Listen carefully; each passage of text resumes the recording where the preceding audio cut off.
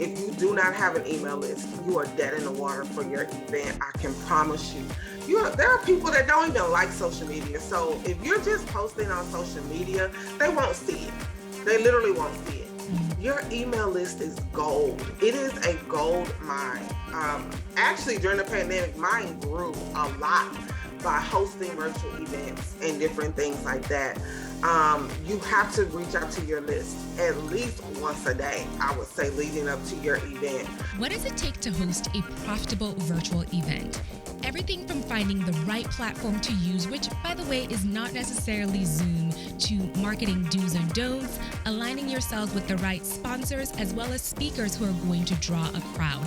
If you're interested in incorporating a virtual event into your business model, this is going to be a great episode for you. Keep on listening. Hi there, my name is Sewa Ajay-Pele, and you're listening to the She's Off Script podcast, where we help you create your own unique blueprint for success. Today's guest is LaKisha Mosley, who's a virtual event planner. At the height of the pandemic, she had multiple clients that had planned in-person events and were looking to pivot.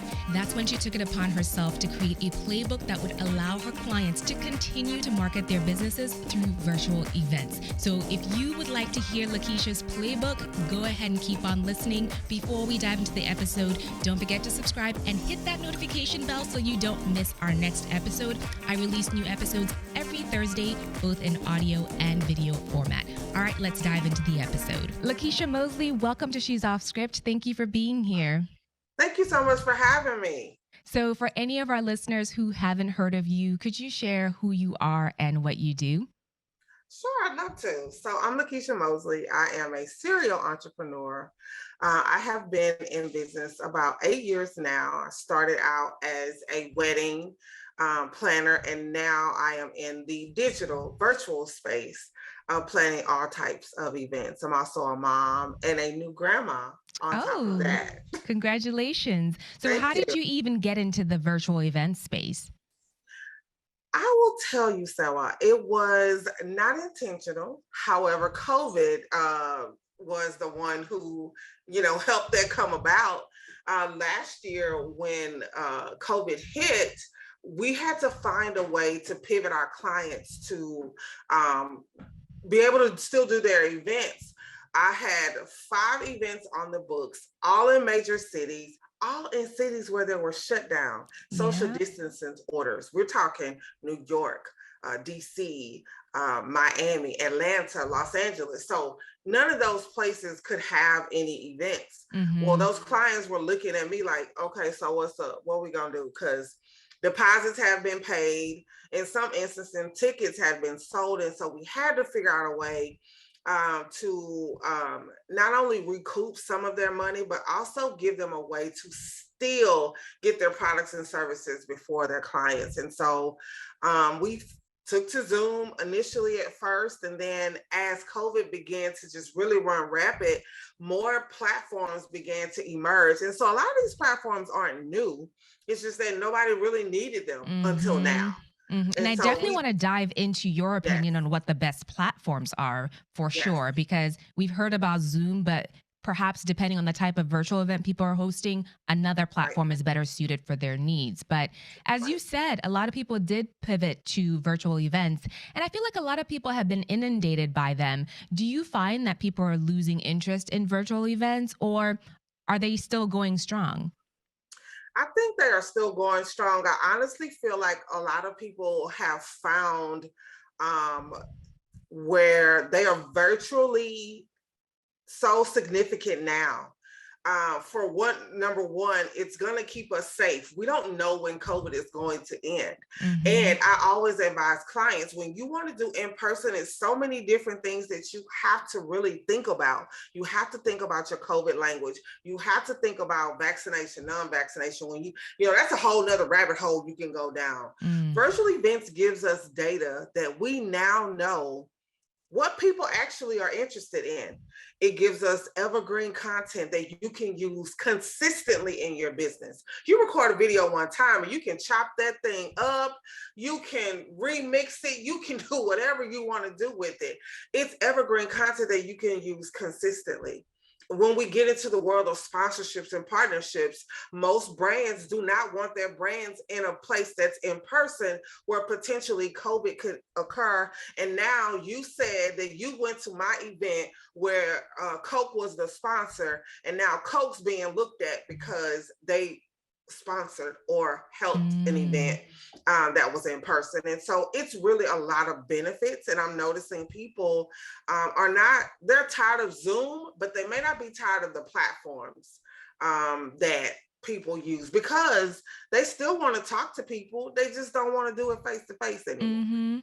Absolutely. Especially that point about the fact that people are still pushing for in-person events, but I'm noticing more and more those events are not sponsored just specifically because of what you said. Sponsors are Yeah, kind of leery of those in-person events right now.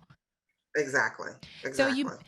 you mentioned that there are different types of platforms. What kinds of virtual events are out there and which ones perform the best? I will say the ones that have more engagement, have high engagement, that where most of the work is not done during the event, it's prior to. Mm. So I've had events where we've done lunch. It's been through Grubhub or Uber Eats where your guests get a certificate to be able to have lunch. That's something neat. That's something that's missing from in person. So Some interactive events. Yes, more interaction where we can talk one on one. One of my favorite platforms is AirMeet. AirMeet gives me the functionality to be able to have a conversation with you just as we are at a virtual table. We can do speed networking in there. We can upload videos, documents, all those type of things. It's still parts of in person, but now it's virtually and it's safe. You know, you can have DJs, you can have comedians, you can have all of the things that you used to have in person now in a more safer environment, and really less cost involved. You know, people Mm. don't really think about it so they look at like, oh, I don't get to, you know, see so and so. I've seen more celebrities on virtual events than I have ever seen them in person. Now they don't have to pack their entourage. Now they don't Mhm. have to get on a plane, get transportation to and from a hotel, think about food, all of these things that really make it hard. um when you think about doing in person, I need hair, I need makeup, I need Mhm. wardrobe. Now you need a cute blouse, a nice Pajamas on the background, bottom. yes, and some good lighting, and you're Mhm. good. Mhm. You're absolutely good. So you did mention AirMeet. Could maybe you could run us down some or run down some of the best virtual platforms that you know of and what the key features are that I think would help people decide which one would be best for them. I would say if you're looking for an event that is over the top, that is highly engaging, AirMe is going to be your place. I absolutely love them. And guess what? They like free 99 for the basic thing. Mm. Up to 100 people in the event with all the bells and whistles for free 99. You can't beat that. In AirMe, there are virtual tables. I have did events where I have sold a vendor table and it's virtual, where you and I are talking like this. I can have my products displayed behind me, in front of me on a table. We can talk. I can drop my link to my Square or to my Stripe for you to purchase my product right then and there. It's really great for networking and things like that. They have a virtual stage with a virtual curtain that opens. I mean, if you're looking for over the top where you can also do some branding, AirMe is going to be that place. I love them because they have 24/7 support. Nobody is doing that. Like literally, I can come out of my event and go sit at a virtual table in the support system or Mm. in their support background and get help for my event. It's a no-brainer. So AirMeet is absolutely one of my favorites. StreamYard is another favorite that I have. I like them for the branding features. Now, I want people to think of StreamYard as your video camera, your commercial type thing. It has to stream somewhere. So you Mm. need StreamYard to go to, say, Facebook, YouTube, or even other platforms such as AirMeet or Passage. I love it because I can brand in it. I can have tickers and messages scrolling across. I Mm. can upload videos, so I can merge that pre-recorded and live function into StreamYard. And again, it's They have a basic version that's free. The version that lets you record is like $25 a month. It's really economical, especially if you're just getting started in this space and you're like, oh, let me just see what I like. Let me Mm-hmm. fill this out, where it's not a huge investment. So I absolutely love StreamYard. And what I will tell you that has really improved their technology since last year is Hopin. I absolutely hated Hopin at first. The technology was real wonky, Mm. but they have really made a lot of strides to improve. They also have a free version up to, I think, 50 people that you can use their most basic functions. And they've merged with StreamYard. So now you get the functionality of StreamYard inside Hopin. Again, they have exhibition halls. They have where you can do vendors in Mm. there. They do have a networking piece to it as they have some engagement pieces with the chat. So those are three of my favorites that I like. Okay. Well, I like that you've given us a few different alternatives so people can figure that out. But I know earlier you did mention that virtual events do cost less than in person events. So, how much should we be budgeting for a virtual event? And how should we be allocating all those line items in our budget just so we can make sure that we're producing quality events? I would say at the bare minimum, you can put on a really good virtual event for $100. Literally $100. If the Okay. platform is free, then that's one thing, but you still have to have somewhere to process tickets. So depending on where you go to process ticket, there are processing fees that you have Mm-hmm. to pay for. Your graphics, that's something people really don't think about, is that, oh, it's virtual event, I don't have to spend a lot of money on graphics. That's how you draw people in. So you really need really good graphics to be able to draw people in. You may have to get a domain to help you draw people to your website, create your sales pages, things like that. And you may have to hire an assistant.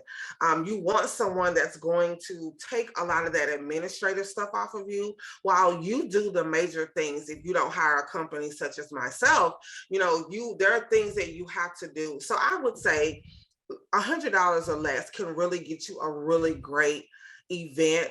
If you choose a platform that costs, now some of them cost and some of them are in five figures, Hmm. depending on what you want it to do. We have some 3D, 4D virtual reality type platforms that start at about $15,000, but that's when you just really, you got money to blow, Mm-hmm. honestly, to do that. But honestly, $100 will get you really started with an event, a really good one. Wow.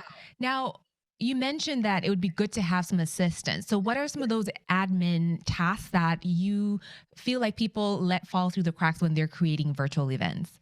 Again, I think we feel like virtual events don't need work. They need work.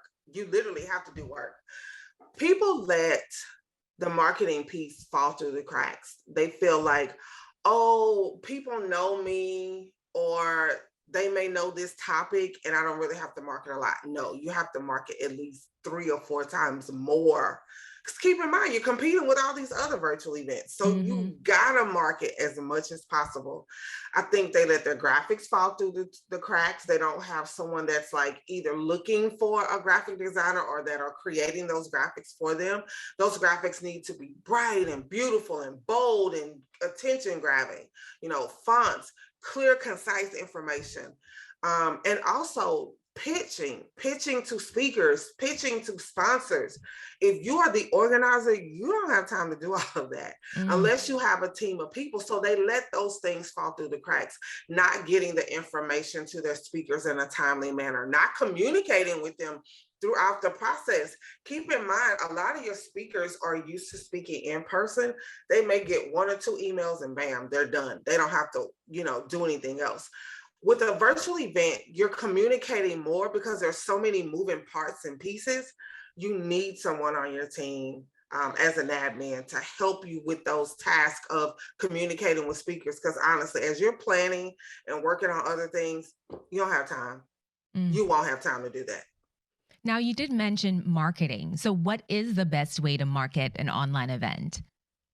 If you do not have an email list, you dead in the water from the beginning. As Really? we can see, IG and Facebook went down an entire day. I will tell you, I got so many emails that day. It was unreal from people that I probably hadn't heard from in maybe 3 to 6 months. If you do not have an email list, you are dead in the water for your event. I can promise you. There are people that don't even like social media. So if you're just posting on social media, they won't see it. They literally won't see it. Your email list is gold. It is a gold mine.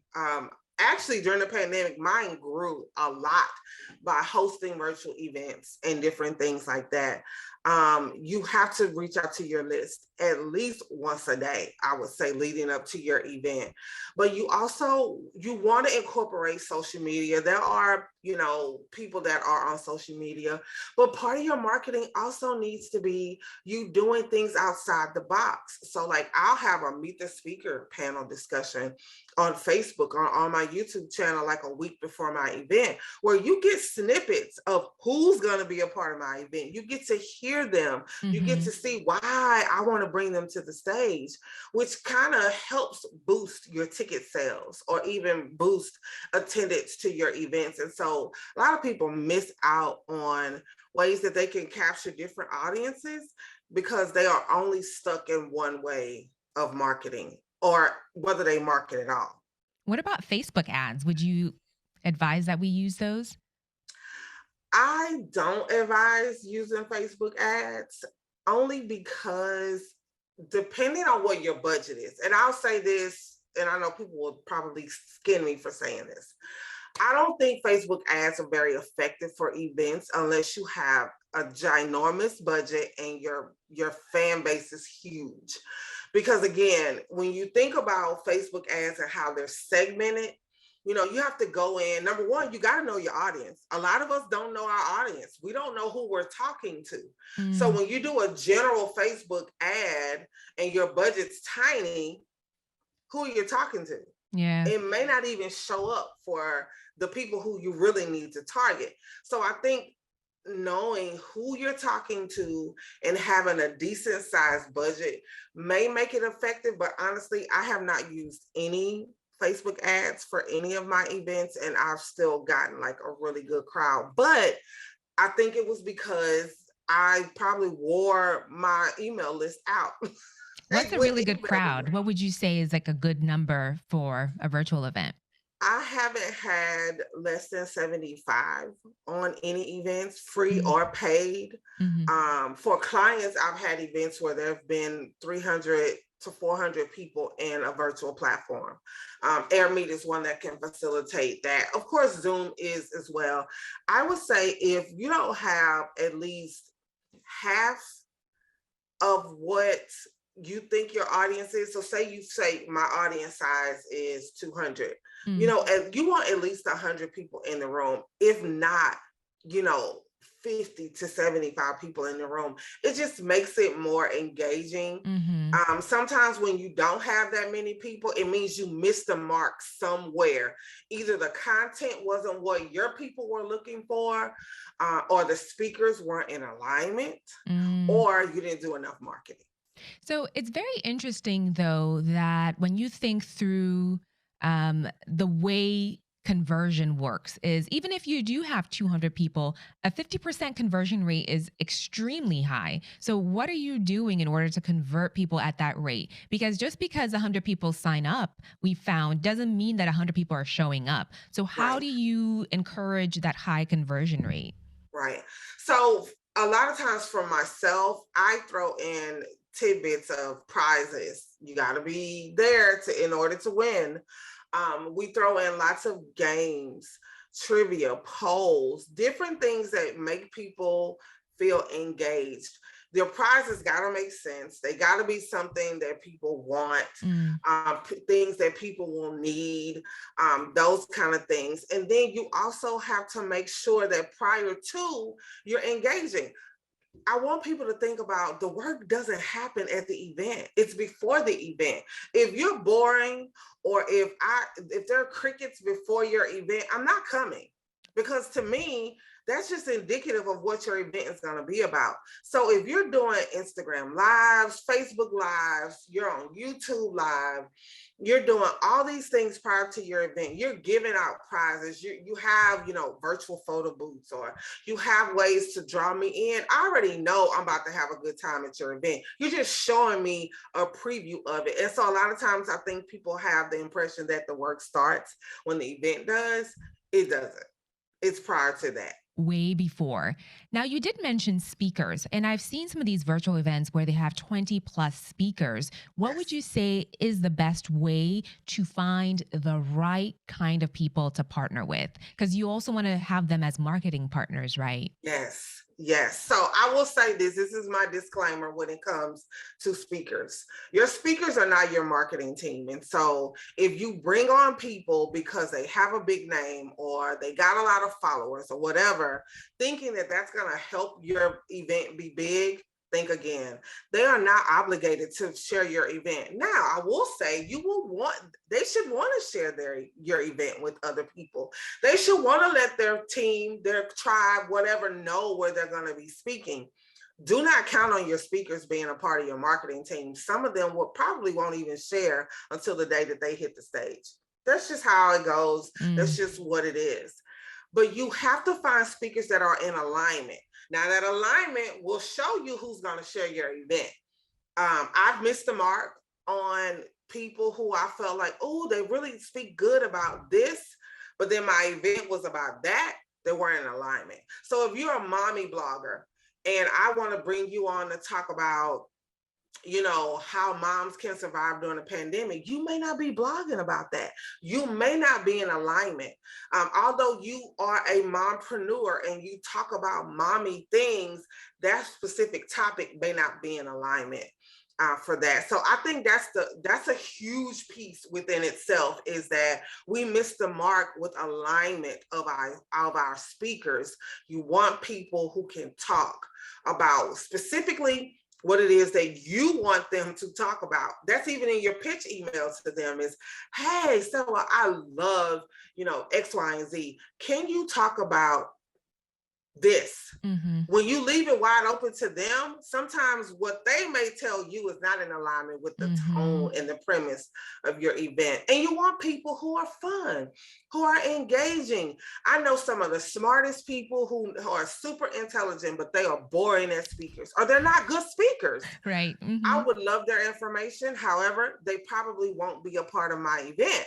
However, I may use them for swag bag, or I may use them, hey, you have this really great course. Would you mind gifting me one or two, or sponsoring one or two for my event? It still gets them before people, but I know that they're not going to be engaging for my audience. And so it's just finding the right mix of people and reading. Oh my gosh, I can't tell you how important it is for a speaker to read the information that you give, because a lot of times they have questions and it's like, it's in the speaker packet. Right. It's in this email. It's in that. So yes, those are key pieces. Okay. So you mentioned swag bags, and that's also popular as far as a draw to an audience, a way to get people to actually show up. So you mentioned at least one way to get people to give to your swag bag. What are some good ways to fill a digital swag bag? And then how do we deliver it? How does that actually get in the hands of our conference attendees? So I always ask my speakers when they come on board, most of the time it is a requirement for me, is that you contribute at least one freebie to the swag bag. I just think it's just a way, number one, of getting their brands before people, but it's also a thank you to the people who are going to come and watch you talk. It's just something really cool. But I also think about those people who may not be in alignment with that particular topic, but they sell products and services that may match in some sense. So again, me as an event planner, you may not invite me to speak at a biochemist conference. I'm not a biochemist. However, as a biochemist who may want to get the information out, you may say, LaKisha, I know that you have a product that helps people create webinars. Would you mind sharing your webinar kit with people? Wow, I got it. Fine. I'm still going to be before these biochemists. Now, when they want an event, they may say your webinar packet or toolkit was good, but girlfriend, I can't do it. I need your help. Right. It kind of helps that way. I feel like you reach out to people who you feel like, not that they're not good enough to be your speakers, but it may not be their time to be your speakers, but they have something really great to offer your audience. And so you just kind of pitch to them that you would like to include their product or service in your swag bag in exchange for the email list. Everyone who signs up for your event, they get the list. Lists are money. They're money waiting right there, because these people, especially if you're a speaker and you have a product, they like how you spoke. They're finna go buy what you're telling them. So it's a really great way to do that. I am a Dropbox girl or a Google Drive girl. So Okay, I always will make my digital swag bags that accessible. I will always lean more so toward Dropbox, because Dropbox is evergreen. Like, nothing happens. Sometimes with Google Drive, if you try to go in with a different email address than what you signed up with, now you bugging me to get your swag back. With Dropbox, I create it, drop it there, and then there's a link that goes out. It never changes. Even if you sign in or want to use a different computer or whatever, you can always have that. There's an option of you being able to download it to your own Dropbox or to your personal computer. And so those are the ways that I like to deliver. If I wanted to be fancy, what would I use? If you wanted to be fancy, you would actually you would go and buy a domain and you would create it, or you would create another tab, a portion to your own website that you already have. You would create this really cute, fancy page. You have pictures and links to all of their things, how they can obtain them, and they will go and get them from there. So it just depends on really what you want to do. I'm always for what's economical and what's easy. But my bigger events, I have always added a tab. So I do a mental wellness summit in May. That is on my website. You're going to go there and get this really cute decorated page with all of the swag bag things in it. But that's the best way. Or find a software. I know there's a lot of these really one-off softwares where you could just create a landing page for them to go and grab it, and then they could just get everything they want from that one page. So it's really up to you how you want to do that. Okay. I've attended a few virtual events that are also sponsored. Is that happening anymore? Yes. Yeah. Sponsors want to spend money responsibly.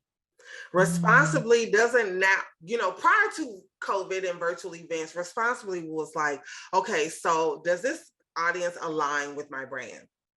Now we all align with their brands in some way, form, or fashion. We're all at home. Somebody in the household needs whatever they're offering. But the responsibility now is, am I putting money into a brand or an idea or a virtual event or an event that's in person where COVID could show up?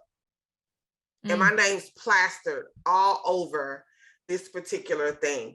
Am I being responsible? And then sometimes you get into the debates of vaccination, non-vaccination. To me, that doesn't even matter. Sponsors don't really care. Sponsors want to stay out of the spotlight for bad things. COVID is a bad thing. If I sponsor an event that has 50 people or more, there's no social distancing in place. If there's no, mask mandates in place, someone gets COVID, says that I was at XYZ event where so-and-so was a sponsor, now you got bad press. Nobody wants it. And sponsors don't like always sending people as representatives for events. Think about it. It takes away time from the office. It takes away time from projects that they have to do and things like that. So now I can show up virtually. Even if I'm at the office, all I got to do is go to the conference room, or I can be from my event actually presenting or saying thank you or doing my 30-second spot or whatever. It's just more ways for sponsors to really help their budgets. Now I don't have to pay 10 grand for a table for your nonprofit event.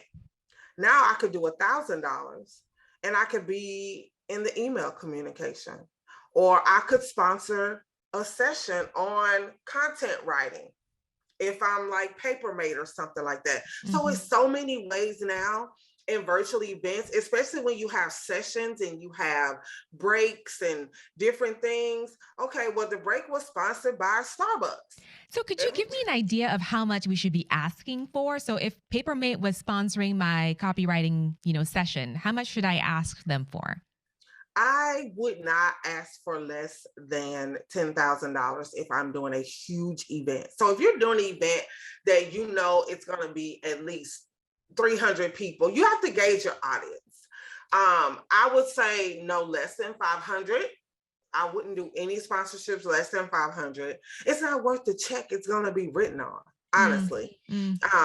But I wouldn't start low for big companies. Sometimes you have to shoot high and they may say, nope, that's not in our budget, but this is what we can do.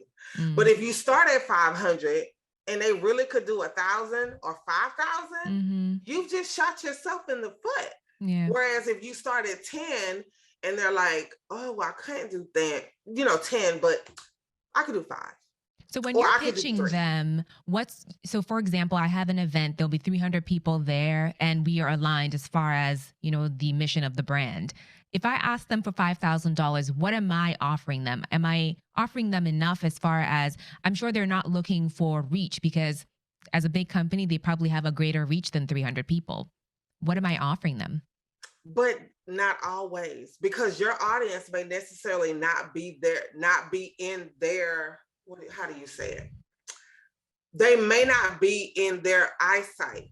When you think about sponsors, it may not be the people you serve. It may be the people that support you. And I say that a lot to nonprofits because nonprofits are all about, their causes and the people they help.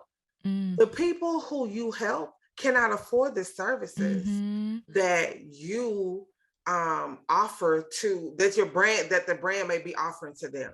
So therefore, they're not their audience. But the people who support you, say there's a junior league in your city that supports you. There may be a mom group that has like 10,000 followers. Those are the people that the sponsors want. So yeah, they want their information. Yeah, they want to know who those people are. They may not want to know who you serve, but they do want to know the people who support and sponsor you. I would say you start with offering them 30-second slots. 30 seconds is a long time. People pay a lot of money for 30-second spots. So like an ad slot. Oh, yes, yeah, for commercials, things like that. I have been on events. I've hosted events, facilitated events where 5 minutes was $500. If you wanted to talk to that audience for 5 minutes, that was a $500 sponsorship. That also may have included you in the swag bag, where you were able to put something in the swag bag.